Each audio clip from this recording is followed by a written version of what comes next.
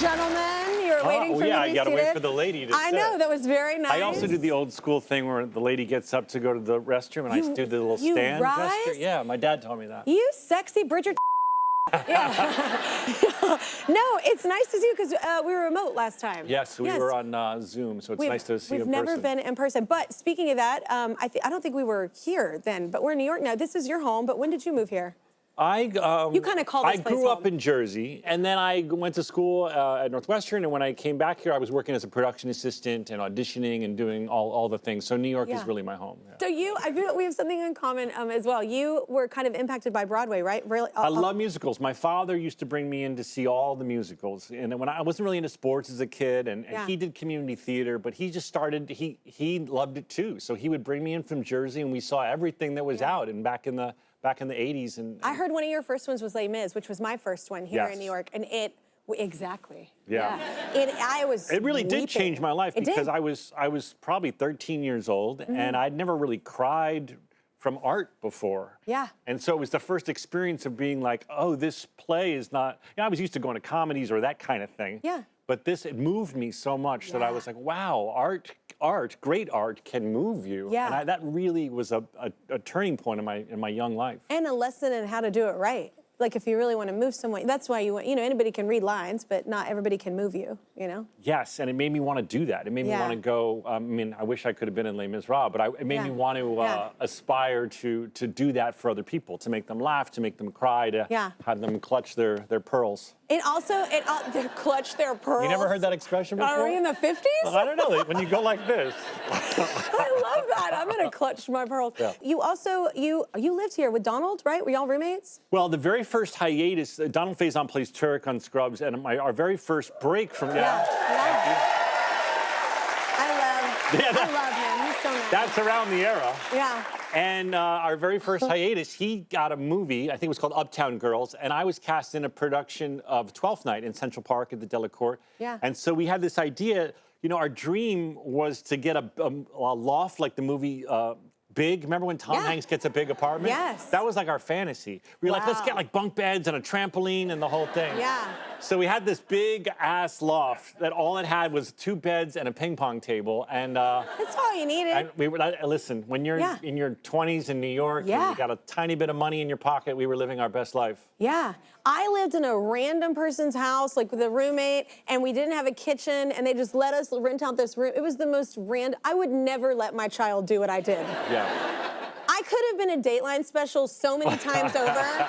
Like, I just can't even believe it. We were just having fun. It was Michelle Branch's album had just come out. Yeah. And I was walking around like, everywhere to me. That was the era, I remember. Because every time I hear that song, I had for those of you old enough, I had that yellow Sony Discman. Yeah, the anti-skip one. Yeah. There's enough people here to know that. And I would just remember strutting through Soho, listening to Michelle Branch. She's looking so cool. Yeah. Yeah. So you did I just pictured you just. No.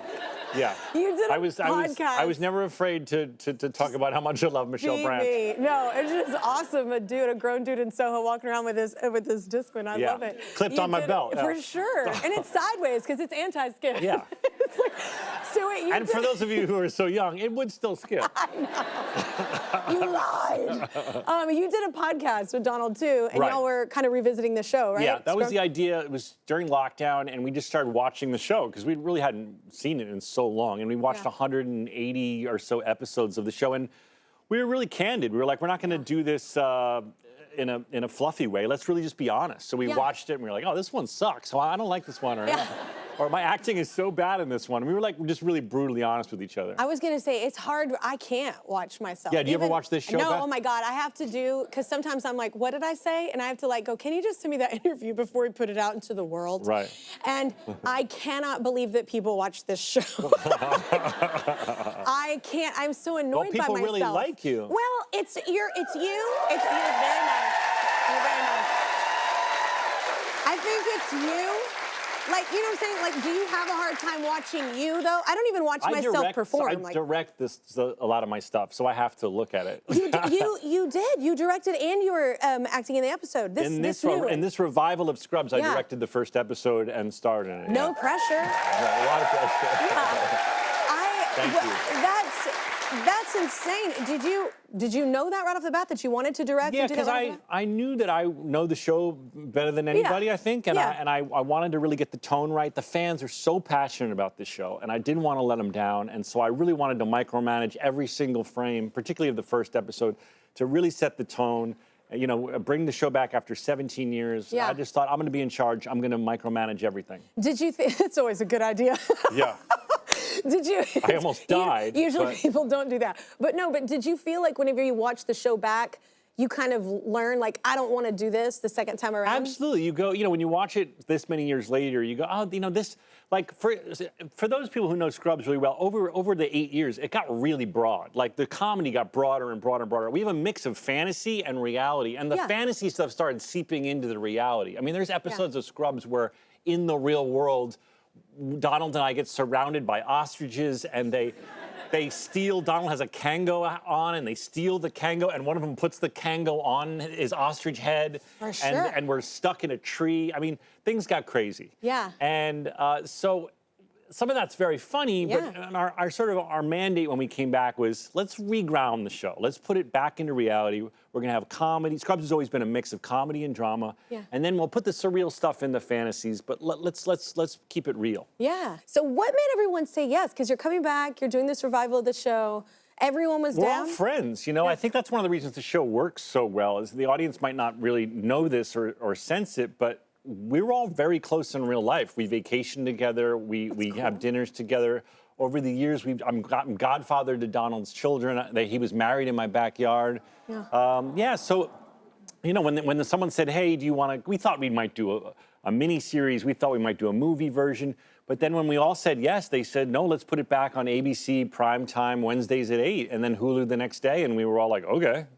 Isn't that crazy? Like, who would have thought that would come back? You know what I'm saying? So many years later. I think the fan, Donald and I did the podcast, and that got way more popular than either one of us ever thought it would. Yeah. And then we started doing these T-Mobile ads that people might see every now and then. We love them. And then those kind of got popular. We've done like 4 Super Bowls in a row, and so then I think everyone started to. I'm sure at Disney was like, wait, maybe we should put the show back on the air. Yeah, they all saw dollar signs. Yeah, I think so. Yeah. Yeah, congrats. That's awesome. Well, your co-star Sarah Chalke said that you and Donald mess with her. Y'all mess with her? Yeah. Well, Sarah's very easy to make laugh. And when you're working on a show, everyone wants to go home. It's like, come on, let's go. And we shoot an episode in 5 days. So Donald and I sometimes make this little high-pitched noise that makes Sarah laugh. It's not funny at all, but like the crew can't hear it really. But Sarah, if when you and I are doing the scene and we'll be talking, we'll just go, and she just starts breaking out laughing. And we're like, Donald and I will both be like, Sarah, come on, everybody wants to go home. Everybody's waiting. Stop ruining the take. Yeah. And she'll go, okay, I got it. And then we'll just be like, I'm her. I can't. I break. I don't know how y'all don't break. Once you start getting the giggles, we work late. And once you get the giggles, you're screwed. Oh, I call it the church giggles, and I get it often. The church giggles? Yeah, you're not supposed to laugh in church, but boy, did I. Yeah. Yeah. Anyway, you had a moment where you say you felt old on set, because you have other actors in this, too, that are a younger generation, right? Well, so medical interns are typically 25 years old. Yeah. And we have 2 women playing medical interns on the show who weren't born when we started airing Scrubs. They're 25 years old. We started airing in 2000. They were in utero. Yeah. And now they're playing adult doctors, if it makes you want to feel old. So they're like, I wasn't alive when your show was on. And we make so many references to them, like, remember this, remember that? And Donald and I were explaining TRL to them, the MTV show the other day. Yeah. Because I'm talking to a 25-year-old woman, and she's got no clue. And I'm like, so we used to come home and watch music videos. Yeah. And there was a show called TRL. Yes. And Carson Daly. I was on TRL. I'm sure you were. That's what I'm saying. So I'm that old. I'm like, same age.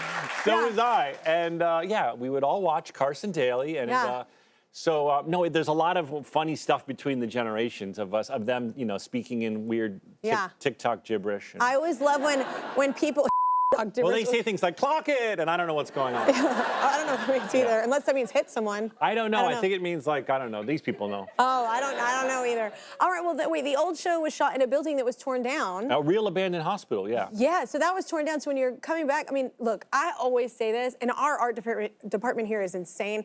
The art departments, like people that put these sets together are crazy, and they made it look just like that building. The craftsmanship on this show, yeah, so it was a real building. Yeah. And now it's no longer there. So we had to recreate about 30,000 square foot of hospital on a stage. Yeah. And also, it's not like from scratch. It's making it exactly the way, because the fans will know. The fans will be like, that light switch was not there. That stresses and so me out. they did the most insane job recreating it down. And I thought maybe it would be like 65% of the scale. It's 100% the scale of all the spaces we shot in. Jeez, that's my art departments, y'all. Yeah. They're incredible. And it really does set the tone. It's y'all magical. walk in, you feel like it's your home. Well, and the fans, we wanted the fans to feel like they're transported. Part of, the show is about nostalgia, some of it, so we wanted them, even things that would have been updated, like there's a mural, like, oh yeah, maybe they would have changed the mural in 17 years. I was like, no, it's the same mural. I want the fans to be back in the same place. Oh, man, that's incredible. Congrats again on Thank bringing you. it back. Thank you so much. I love your team. Donald, we've interviewed a couple times. I love him so much. Such a good dude. He's the best. We're best friends in real life, so it comes through. I love you. I just pictured y'all walking in Soho with your Walkmans. Yeah. All right, congrats on that. We need another break, everybody. You can check out Scrubs Wednesdays on ABC and streaming on Hulu.